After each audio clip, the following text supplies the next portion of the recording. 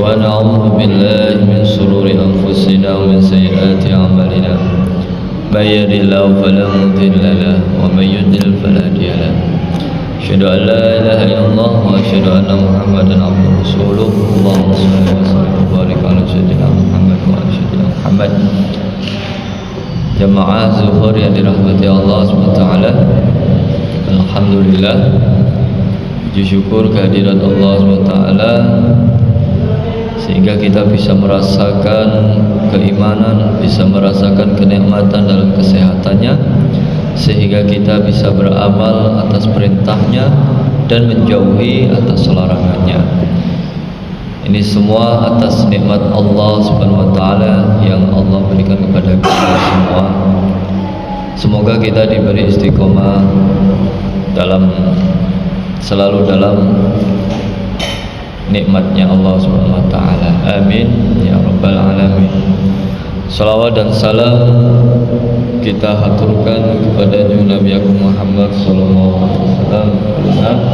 Allahumma sholli ala sayyidina Muhammad. Semoga kita semua mendapatkan syafaat di hari kiamat nanti. Amin ya rabbal alamin.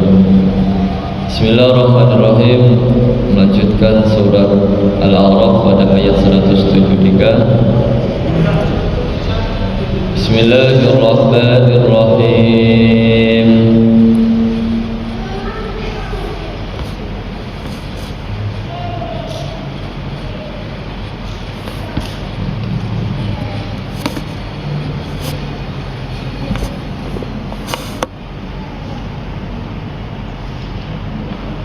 أو تقولوا إنما أشرك آباؤنا من قبل وكنا ذرية من بعدهم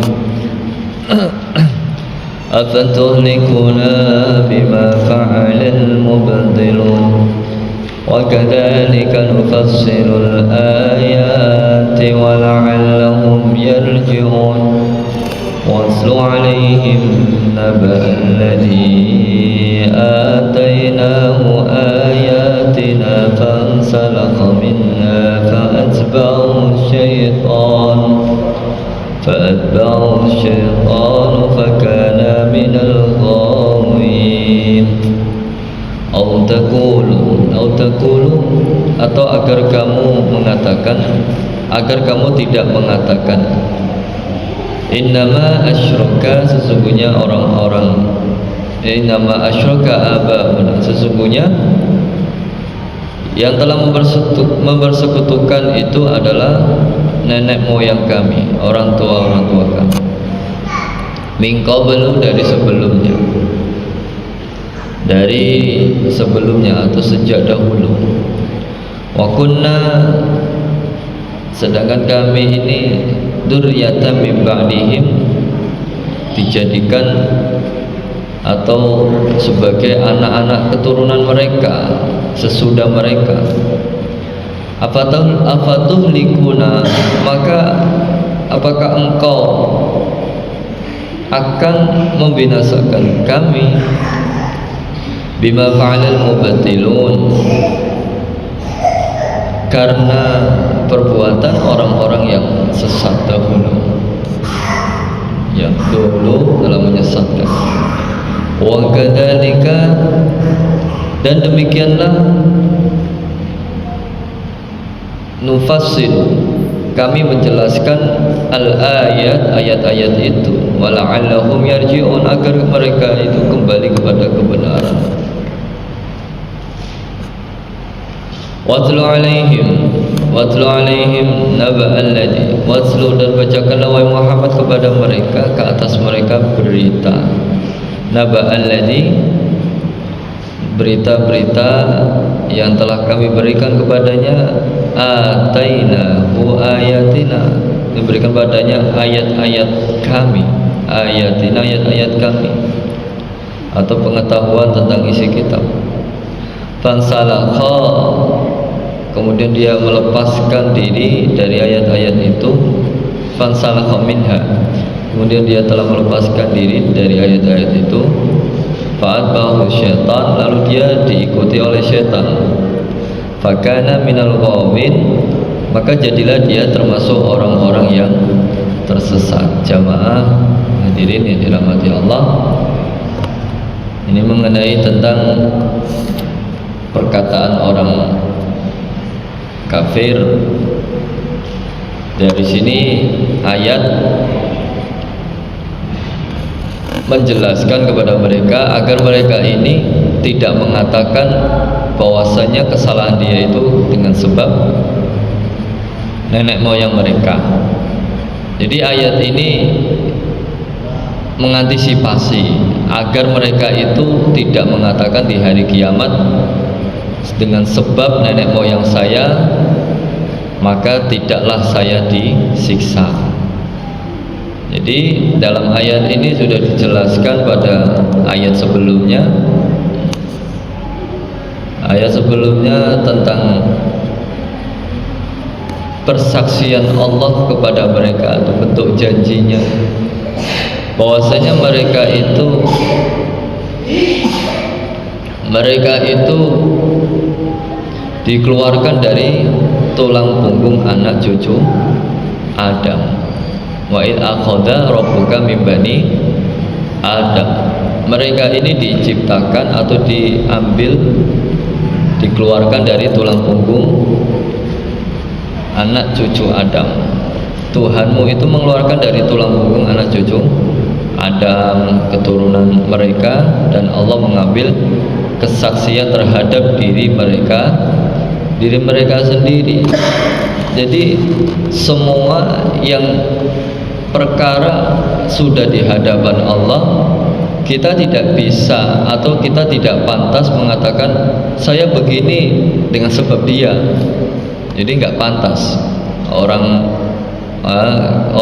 kesalahan itu ya dengan sebab diri sendiri, ya, dipersaksikan atas diri sendiri. Wa asyhaduhum ala anfusihim, kamu tuh persaksikan dirimu sendiri, ya, persaksikan mereka atas dirimu sendiri. Artinya kita tidak bisa, ya, ini orang-orang kafir, orang-orang Yahudi Bani Israel ini nanti di hari kiamat itu pasti dia akan ngomong begitu, gitu loh. Dia akan ngomong saya jadi begini karena nenek moyang saya.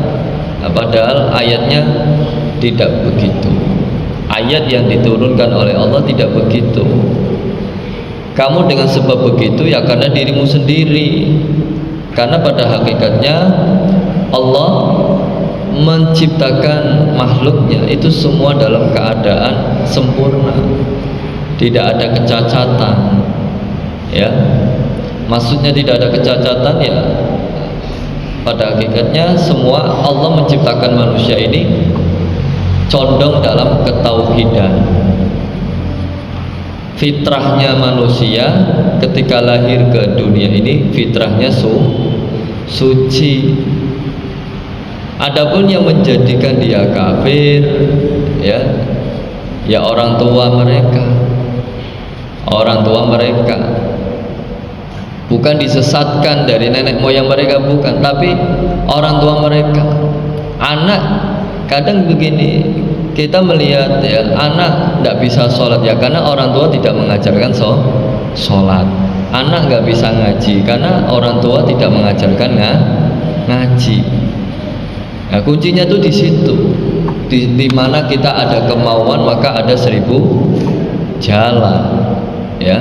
Tapi kalau tidak ada kemauan, ya walaupun 1000 jalan di depan mereka, nggak akan satu pun yang diterima oleh mereka. Jadi di sini Allah mengantisipasi mereka. Nanti kamu jangan katakan ini dengan sebab nenek moyangmu, ya. Jangan katakan saya ini dari keturunan orang-orang biasa. Tidak boleh begitu. Karena kebaikan itu dipersaksikan diri sendiri. Nenek moyangmu ceritanya sudah jauh. Nah, sekarang kita sebagai keturunannya, jika ada kebaikan ya wajib kita terima. Jika ada kebaikan wajib kita terima. Jika ada kejahatan wajib kita jauhi. Nah, masa kita berbuat maling, misalnya nih, kita berbuat maling, apakah kita mengatakan saya maling begini karena nenek moyang saya? Nyambung nggak kira-kira? Nggak nyambung, karena belum tentu nenek moyang itu mengajarkan tentang maling. Ya karena maling dengan sifatmu sendiri. Maka kata Allah, persaksikanlah dirimu sendiri ketika di hadapanku.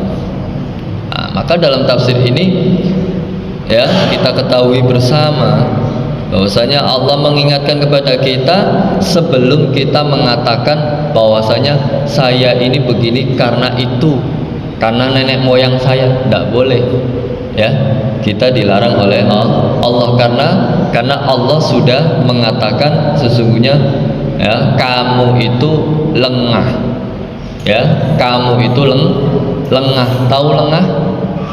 Lengah itu apa? Lalai. Kamu tuh lalai. Ketika kita lalai ya kita jangan sandarkan kepada nenek moyang kita. Saya begini karena ya saya keturunannya begini. Nggak boleh begitu. Ya kalaupun keturunan dari keturunan kita orang-orang yang buruk, justru kita wajib menjadikan memperbaiki keturunan yang baik. Jangan kita mengatakan ketika kita berbuat salah kemudian kita menuturkan ya Allah saya begini karena nenek moyang saya. Itu nggak pantas diucapkan oleh Allah, diucapkan di hadapan Allah. Itu nggak pantas karena Allah tahu jalurnya, itu Allah tahu. Kamu begini ya karena siasatmu sendiri, kamu berbuat jahat karena siasatmu sendiri, bukan siasat dari nenek moyang. Nggak nyambung ya. Disitulah kita diberitahu oleh Allah SWT agar kita itu tahu ya, tahu apa yang harus diucapkan di hadapan Allah, karena semua persaksian atas diri kita sendiri ya. Nah, kita ini kalau diinterogasi saja ya, persaksian yang diambil persaksian dari diri kita, bukan dari teman kita, bukan dari tetangga kita, tapi dengan diri kita, karena pada dasarnya kita ini sampai mati dituntut untuk jujur persaksiannya itu. Nah, maka di wakadzalika nufasilul ayati wala'allahum yarji'un. Demikianlah kami menjelaskan secara terperinci ayat-ayat itu agar mereka itu kembali kepada kebenaran. Kalau kamu mengandalkan nenek moyang, nah nanti kamu nggak akan condong kepada kebenaran karena kamu sudah mensifatkan atau menyikapi dirimu, mentaklidkan atau menggaungkan kepada nenek moyang saya begini, ya sudah saya begini saja. Nggak boleh. Justru ya kita itu diperintah oleh Allah untuk memperbaiki keturunan. Ya, sebaik-baik manusia adalah manusia yang memperbaiki keturunannya. Ya, bagaimana caranya? Ya kita sering-sering berkumpul dengan orang-orang soleh. Mungkin dari sebelum-sebelumnya ya, cakap maaf saja ya, dari sebelum-sebelumnya mungkin dari keturunan-keturunan dari orang tua kita jauh dari kata berkumpul dengan orang soleh. Yang menjadi wajib ya kita ini, yang menjadi wajib kita untuk memperbaiki keturunan dalam keluarga kita. Jangan kita saya begini saja, memang saya begini, saya tidak sholat dari dulu, nenek moyang nggak sholat. Nah, makin siksa nanti di neraka, di akhirat makin siksa. Nah, maka kita tidak boleh ya. Pada dasarnya ya ketika anak tidak bisa sholat ya itu ya, harusnya kalau bapaknya nggak bisa mensiarkan kepada anaknya dalam agama, ya paling tidak anaknya mengetahui kalau itu benar, ya sudah ikuti. Nah, itu melihat tingkatan level dalam pemikiran anaknya itu lagi. Tapi di sini tetap ya, semua itu kan berjalannya waktu kan pasti tahu mana yang benar, mana yang salah. Nah, ini semua dirinci secara hikmah, penuh dengan hikmah. Ayat-ayat ini dengan berupa bukti-bukti keesaan Allah, tuntunan ya kami agar mereka kembali kepada kebenaran, menyadari kesalahan mereka dan tidak menuruti begitu saja orang-orang yang berbuat kebatilan. Kalau kita kalau kita intinya di sini kita itu ada pedoman, ada prinsip dalam hidup itu ya. Ada prinsip saya itu harus begini ya. Saya harus menjauhi kebatilan. Ya, kalau kita tidak ada prinsip begitu, ya ada kebatilan sedikit ya ikut sana, ada kebatilan dikit ikut sini ya. Jadi seperti buih lautan, dia tidak berpihak kemana ya. Itu merepotkan. Maka dengan ayat inilah kita jadi tahu bahwasanya semua itu terjadi atas diri kita sendiri. Kita mau baik ya kamu yang mau, kita mau buruk ya kamu yang mau, bukan orang lain ya. Apalagi menggaungkan, mentaklidkan nenek moyang udah jauh ya, sudah berapa abad silam sudah, bukan pembahasan. Sekarang pembahasannya kita ya, pembahasannya kita seperti itu. Nah, kalau dulu ya, dulu ceritanya di Taif seperti itu kan. Nah, di Taif mencela Rasulullah kan, begitu kan kaumnya, membenci Rasulullah, melempari Rasulullah. Sekarang Taif bagaimana? Semua jadi baik karena mau memperbaiki keturunan. Kalau digaungkan kepada nenek moyang beda cerita ya. Jadi kewajiban dalam kebenaran itu atas diri kita sendiri. Kita mau baik ya sudah, niat untuk baik ya. Karena orang itu, yang orang lain itu sifatnya hanya mendorong ya, sebagaimana para nabi itu sifatnya mendorong, mengajak supaya orang tuh tahu, oh iya taat tuh begini, oh iya takwa tuh begini, iman tuh begini, seperti itu. Nah, kemudian disampaikan oleh Allah SWT kepada Nabi Muhammad, watlu alaihim, sampaikan kepada mereka wahai Muhammad ya, bacakan kepada mereka ayat-ayat kami ini, anugerah ayat kami kepadanya. Kemudian dia melepaskan diri ayat itu, lalu setan mengikutinya. Setelah mereka disabdakan, diceritakan oleh Nabi begini-begini, justru mereka ya tidak ada yang mengikuti Nabi. Nah, kalau sudah tidak mengikuti Nabi, mau ikut siapa ya? Kalau kita tidak ikut ulama, mau ikut siapa? Kalau kita tidak ikut orang-orang soleh, mau ikut siapa? Ya, karena orang-orang soleh nanti akan jadi saksi kebenaran kita. Kalau kita tidak ikut ulama, nah kita mau beramal lewat siapa? Karena ulama itu yang menuntun kita dalam jalannya amal-amal kebaikan. Nah, kalau kita pisah dari ulama, kau yakin dengan sholatmu, kau yakin dengan ibadahmu, kau yakin dengan zikirmu, nah, maka dengan ulama itulah kita berpegang, sehingga kita berpegang erat sampai ke surga. Ibarat kita ini sedang melewati jembatan satu kayu, satu bambu, nah, berpegang biar nggak jatuh gimana? Saling erat mengerat. Nah, kita mengerat kepada siapa? Ahlinya dalam lapangan di situ siapa? Nah, maka kita kehati-hatian kita ya ketika di akhirat, nah, maka kita mulai sekarang kita harus sadar diri terlebih dahulu daripada nanti disadarkan di akhirat. Lebih ngeri kalau kita disadarkan di akhirat, lebih ngeri, nggak bisa ngelak lagi ya, nggak bisa ngelak karena Allah sudah maha tahu. Nah, hadirin yang muliakan Allah ya, jadi intinya dalam ayat ini fitrahnya manusia ini adalah suci.